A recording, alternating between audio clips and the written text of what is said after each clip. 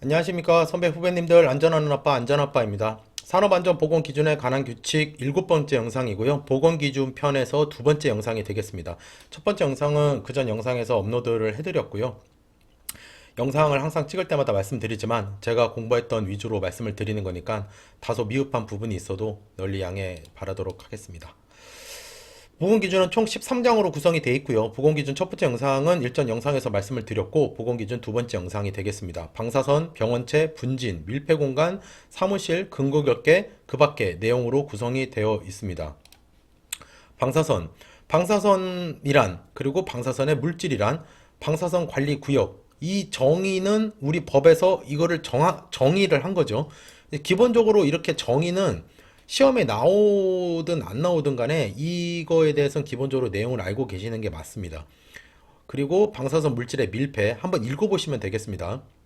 그리고 방사선 관리구역의 지정, 여기 보시면은 건강장애를 예방하기 위해서 방사선 관리구역을 지정하고 이 사항을 게시를 해야 된다. 뭐를?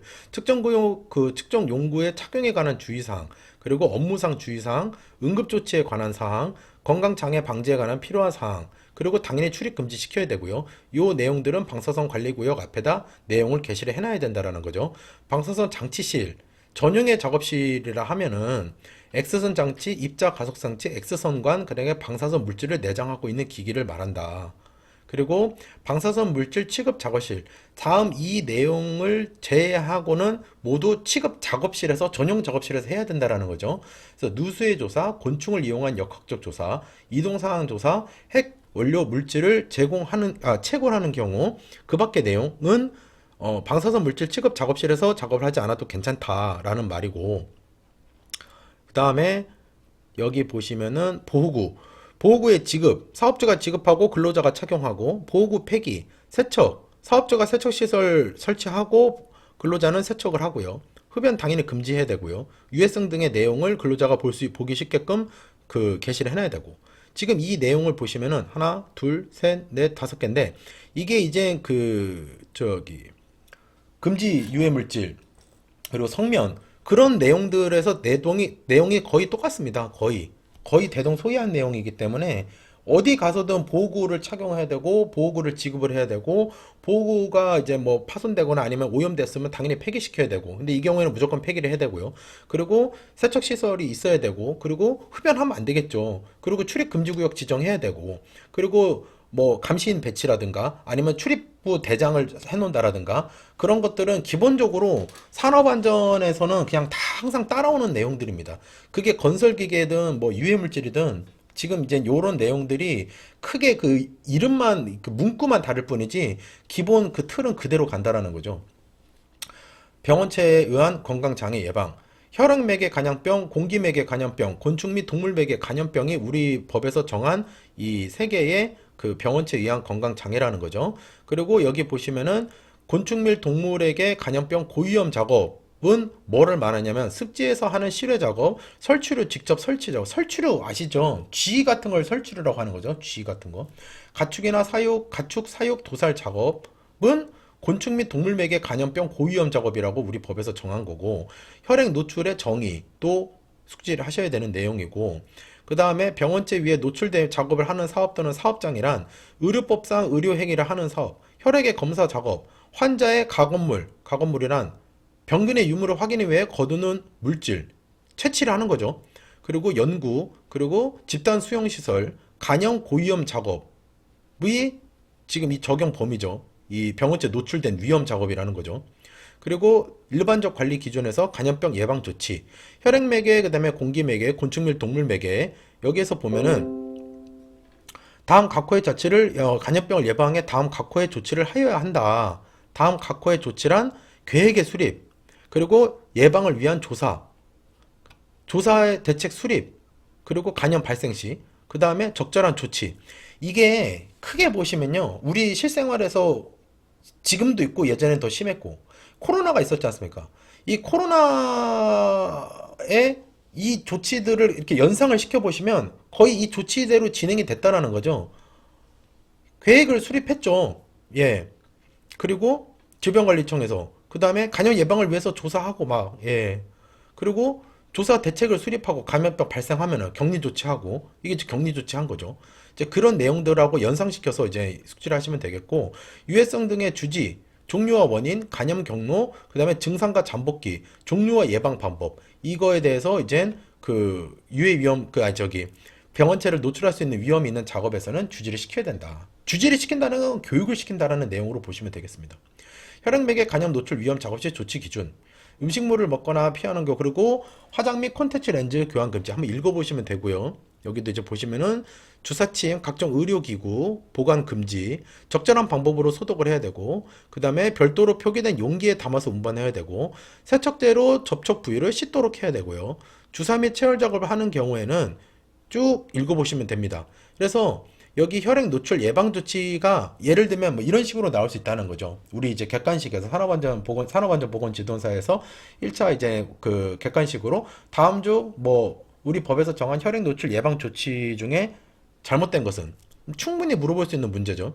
근데 이제 여기에 지금 언급되지 않은 내용들이 이제 생뚱맞게 잘못된 보기로 나올 수 있다라는 거죠. 그리고 이제 혈액 노출의 조사할 때는 인적사항, 현황, 그 다음에 원인 제공자, 그러니까 환자의 상태, 처치 내용, 검사 결과, 요 내용들을 이제 보시면 되겠고요. 그 다음에 개인 보호구의 지급, 보안경, 보호마스크, 보호장갑, 보호앞치마. 혈액 노출이 우려되는 작업을 하는 경우에 근로자에게 지급해야 되는 보호구는 이렇게 물어볼 수 있죠. 물론 이렇게 단답형 형태로 되게 쉽게 나오지는 않을 것 같긴 하지만 충분히 물어볼 수 있는 가능성이 높은 문제라고 봅니다. 그리고 이제 다음은 공기매개. 코로나가 공기매개였죠. 이제 사실 이게 코로나 전만 하더라도 지금 요 파트가 그렇게 많이 이렇게 비중 있거나 이렇게 주목을 받거나 그러진 않았는데 이 코로나라는 그 기간을 겪으면서 전 세계가 우리나라뿐만이 아니라 이 부분들이 또 부각이 많이 됐죠. 저는 이제 현장에서 안전관리자로 있으면서 저는 이제 현장이 큰 현장이 아니니까 보건관리자는 없거든요. 800억 이상이 보건관리자 선임인데 그러다 보니까 저는 이제 제가 보건관리자 겸 다 한 거죠. 뭐 코로나 뭐 방역 조치 장부도 따로 하나 만들어서 가지고 지자체에서 하라고 하더라고요. 그뭐 온도계 설치라든가. 근데 그 내용들을 보면은 지금 여기에 준해서 지자체에서 이제 내려왔다는 거죠. 노동부에서도 그랬고요. 그래서 이제 읽어보시면은 보호 마스크를 지급하고 착용하도록 할 것, 환자의 접촉을 제한할 것, 격리실에 있도록 할 것, 그리고 임신한 근로자는 간이병 환자의 접촉을 제한할 것, 그리고 면역 사태를 파악하고 예방 접종을 하여야 한다. 이게 공기 매개, 그러니까 이제 쉽게 생각하시면 코로나의 간염 노출 위험 작업할 때 조치 기준인 거죠. 네. 그리고 노출을 관리, 검사를 받도록 해야 되겠죠, 당연히. 그리고 치료를 받도록 조치해야 되고. 그리고 임산부일 경우에 기억 여부를 검사하도록 해야 되고요, 그 아가가. 그리고 접촉을 제한해야 되고. 그 뭐 당연한 조치들입니다.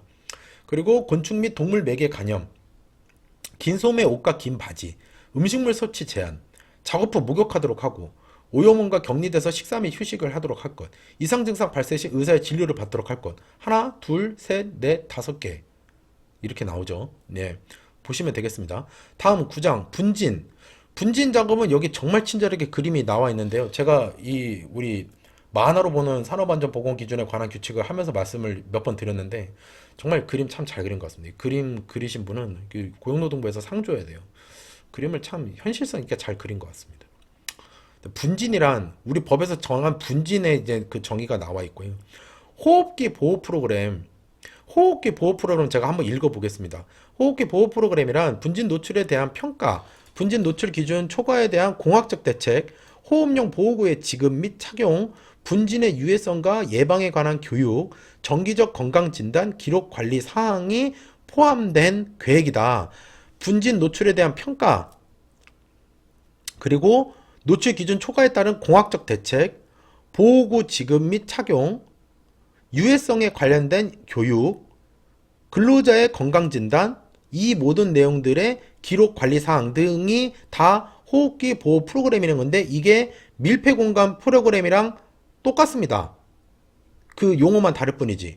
그러니까는 산업안전보건법을 접근하실 때는 이게 지금 규칙이지만 제가 이제 3단 영상도 말씀을 여러 번 드렸는데 법 시행령 시행규칙 산업안전보건기준에 관한 규칙 고시 뭐 기준 코샤 가이드 등을 다 보면은 기본적으로 산업안전에 관련돼서 이 들어가는 내용은 항상 들어가 있는 게 어떤 그 유해 물질이나 유해 현상이라든가 유해 기구에 대한 그런 파악 및 평가가 있고요. 그 다음에 항상 들어가는 게 교육, 그 다음에 보고, 그 다음에 공학적 대책. 그럼 이게 뭐 공학적 대책이라고 하면 보고 지급이 아니겠죠.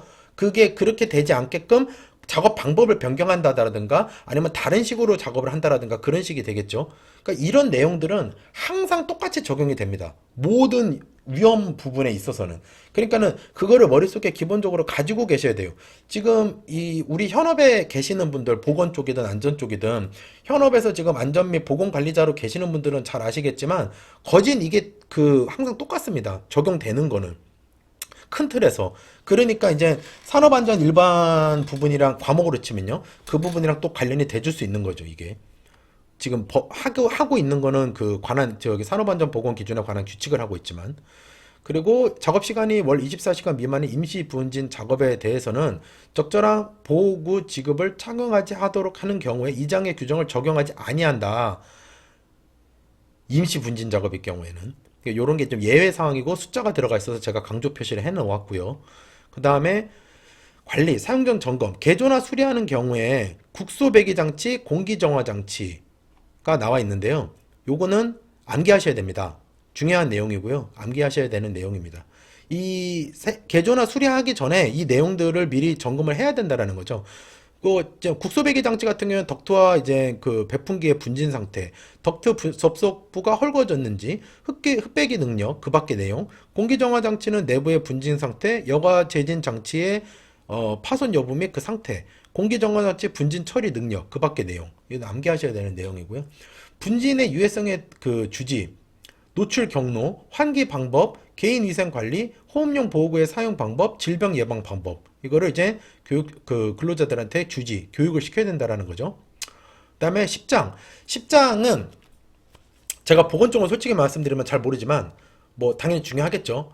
일단은 밀폐 공간은 건설, 기계, 화학, 뭐, 당연히 전기도 포함되지만, 정말 이거는 우리 산업안전지도사 6개 분야에 다 포함이 되는 부분인 것 같습니다. 제가 봤을 때는.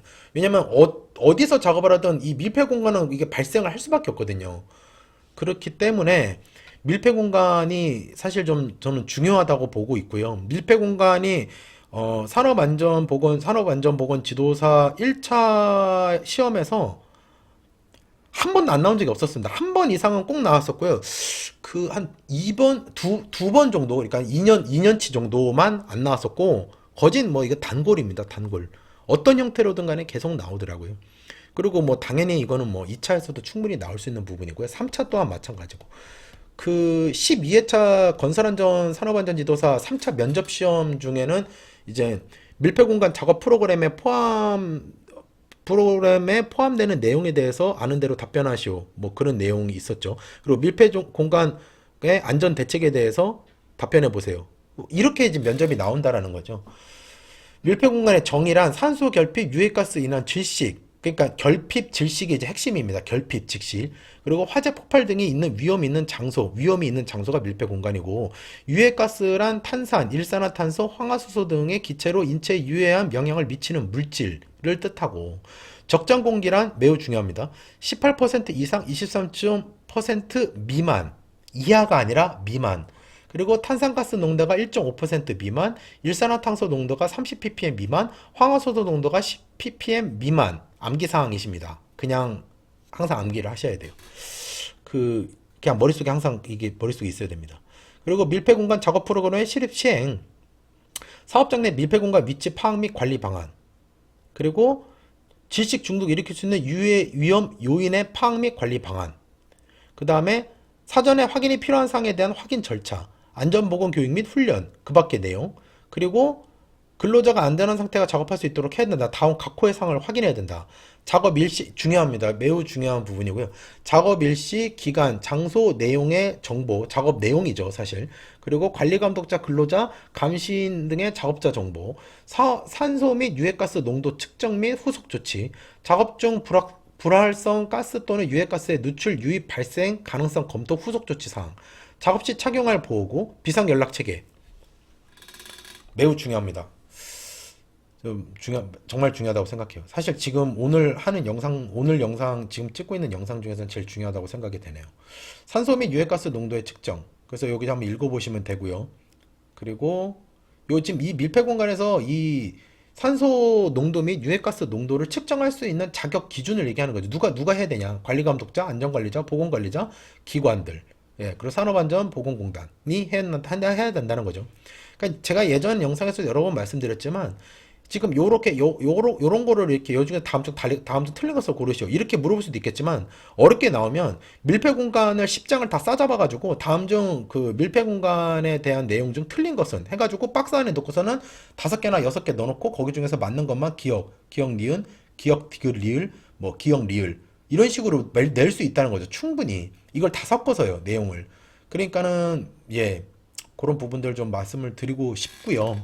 그리고 상시 환기장치의 작동 월 1회 이상 확인을 해야 되고 점검일자, 점검자, 환기장치 작동 상태, 적정 공기 유지 상태 조치사항을 상시에 게시해야 된다. 상시 항상 이산화탄소를 사용하는 소화기에 대한 조치가 나와 있습니다. 여기 보시면 이게 이제 2022년 10월 18일 날 개정이 됐거든요. 제가 공부를 할 때는 이 내용이 아예 없었습니다. 제가 보는 책이나 제가 보던 법령집에는 이 내용이 없었어요. 제가 이제 이 내용을 이제 색칠을 해놓은 거는 개정된 내용이라 개정된 내용은 일단 눈여겨서 보셔야 되고요. 그래서 보시면은 소화기가 뒤집히거나 손잡이가 쉽게 작동하지 않도록 해야 되고 임의로 작동하는 것을 금지해야 되고 보기 쉬운 장소에 게시를 해놔야 된다. 그리고 이산화탄소를 사용하는 사화 설비 및 소화 용기에 대한 조치, 소화 용기 보관 장소에 조치를 해야 되고 점검 유지 보수, 수행하는 관계 근로자가 아닌 사람의 출입을 당연히 금지하겠죠.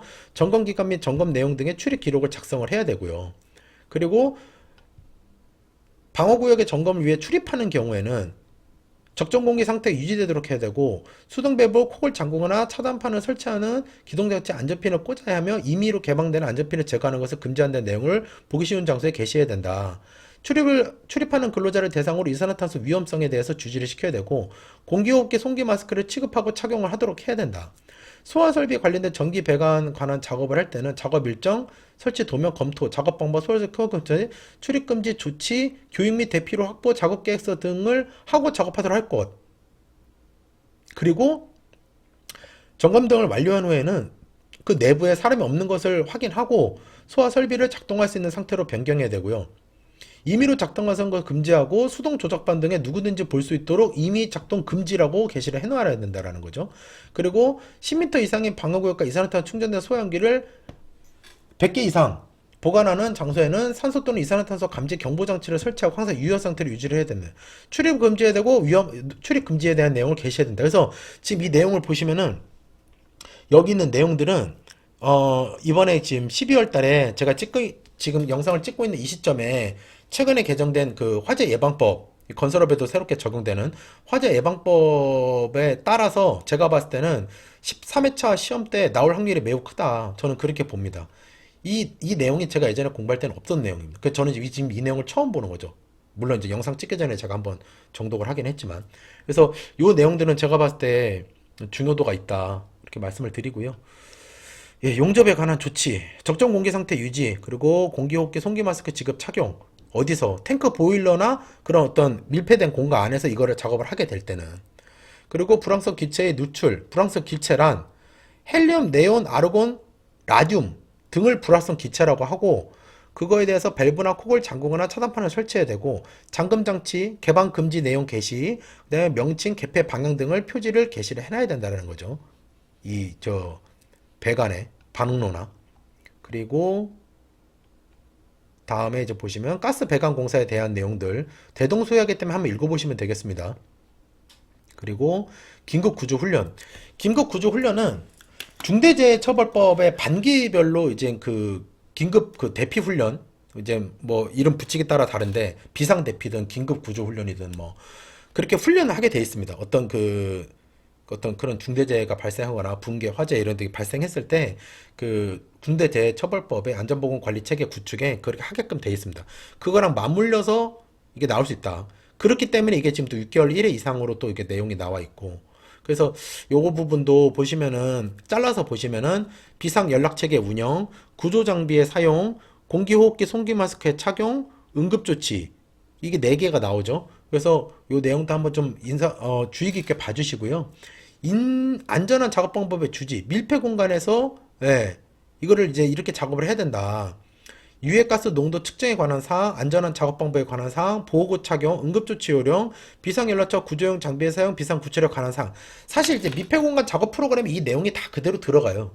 그대로 다 들어가고, 밀폐 공간에 대해서 이제 그 근로자한테 교육을 할 때 이런 내용들 위주로 교육을 시키죠. 사무실은 뭐 사실 뭐 여기도 이제 근로자가 근로하는 공간이지만 뭐 그렇게 막 위험성이 있진 않죠. 사무실은 뭐 사실 이제 거북 목 디스크나 이제 뭐 손목 터널 증후군, 허리 디스크 안 움직이고 계속 앉아 있으니까 뭐, 예. 개인적으로 저는 이제 이렇게 앉아 있는 직업이 잘 안 맞는 타입이라서. 근골격계도 사실 그렇게 예전에는 그렇게 막 이렇게 비중이 없었는데 최근에는 이쪽에 대한 이게 비중이 되게 높게 나오더라고요. 근골격계 부담 작업의 정의가 나와 있죠. 외우셔야 됩니다. 작업량, 작업 속도, 작업 강도 및 작업장의 구조 등에 따라 고용노동 및 장애가 고시하는 작업인데, 근골격계 질환은 반복적인 동작, 부적절 작업 자세, 무리한 힘의 사용, 날카로운 면의 접촉, 진동, 온도 등의 요인에 따른 건강 장애가 근골격계 질환입니다. 근골격계 질환이면은 뭐 아니 뭐 어디 그냥 근육통 온 거 아니야 이렇게 생각하시면 안 되고, 요게 우리 법에서 정한 근골격계 질환이라는 거죠. 근데 유해 요인의 조사, 이렇게 조사를 해야 된다는 내용이고요. 유해성의 주지, 유해 요인, 징후와 증상, 대처 요령, 그 다음에 작업 도구, 작업 시설에 대한 사용 방법, 그 밖의 내용. 그러니까 이게 근로자한테 이거 지금 근골격계 이런 부담 작업이 있는 거니까는 좀 주의해서 하세요. 이렇게 이제 교육을 해야 된다라는 거죠. 여기 또 나왔죠. 근골격계 질환 예방 관리 프로그램. 이게 이제 밀폐공간 작업 프로그램이라든가 분진 예방 프로그램 이런 것들이랑 호흡기 보호 프로그램 다 대동소이한다라는 겁니다. 그래서 여기 보시면은 근데 여기 근골격계 질환 예방 관리 프로그램을 시행해야 되는 시행 조건이 이제 나와 있습니다. 뭐 업무상 질병 인정받은 근로자가 연간 10명 이상 발생한 사업장 또는 월 5명 이상 발생한 사업장으로서 발생 비율이 그 사업장 근로자 수의 10% 이상인 경우, 노사가 이제 다른 의견이 있어서 다른 의견이 지속되는 사업장, 그래가지고 고용노동부 장관이 니네 이거 작업 프로그램 해, 예방관리 프로그램 해 해가지고 지시하는 경우라는 거죠. 당연히 예방관리 프로그램은 노사협을 거쳐서 해야 되고요. 그렇습니다. 그 다음에 여기 중량의 표시는 근로자 5kg 중량. 이제 숫자는 제가 눈여겨보라고 말씀을 드렸는데 요것만 좀 봐주시면 될 것 같고요. 컴퓨터 단말기 조작 업무는 가끔 가다가 이게 나오기 때문에 기출로 나왔었거든요. 그래서 제가 이제 표시를 해놨는데 저는 뭐 이제 크게 이렇게 중요도 있게 제가 이거를 공부하진 않았었습니다. 녹약재료도 마찬가지고 비전리 전자기파에 대한 부분도 그렇고. 네, 그렇습니다. 특수 형태 근로 종사자 안전 조치 및 보건 조치 나와 있는데요. 여기는 뭐그 보실 내용은 없으실 것 같습니다. 오늘 영상은 이제 방사선, 병원체, 분진, 밀폐, 사무실, 근근극계에 대해서 이제 영상을 말씀을 드렸고, 이제 중요도는 아무래도 이제 밀폐 공간에 대한 거는 지금 이 만화로 보는 산업안전보건기준에 관한 규칙의 내용은 다 그냥 암기사항이다 이렇게 봐주시면 될 것 같습니다. 오늘 영상도 시청해 주셔서 감사합니다. 열심히 하겠습니다. 감사합니다.